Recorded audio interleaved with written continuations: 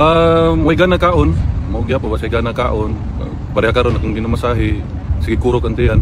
Istorya po na akong mga security, usay di mo bangon kapoy. Matod pa niya, mao daw nay kuan. Naanad na daw siya sa iyahang kahimta nga ublo. Nasa loob. Ublo. Mo na isulti ublo. Salamat sa suporta. Unya ayaw na lang daw kay isang problemahan na lang daw yung mga kaugalingon kay kung mao gid daw niyang destiny, mao gid niyang destiny. Ko siyang ipanguntahan na po, una ako lang siyang likay-likay kay kabalungan ka sa nasulod, di ba? Medyo depressed. So ako siyang ipanguntahan na nga og ibaligya ba tong balay sa among nula, sa dili daw ito ibaligya, di sa musugot. Yan giya ako nang gidiretso nga imong balay diya sa Doña Luisa ibaligya ba ni tubag man siya nga baligya ba daw nga mo daw na pinakauna niyang balay, si Hanilet na mo daw kaugalingong balay dako daw. Mo to yan tubag. So di daw niya ipabaligya. Pero nabaligya na ni Hanilet, ako kung ipanguntahan na nga kung ang titulo ka kinsa murag gisulti man to siya Hanilet daw, murag ana. Wa ko way klaro pag yan tubag, pero nabaligya na kung mabuhat.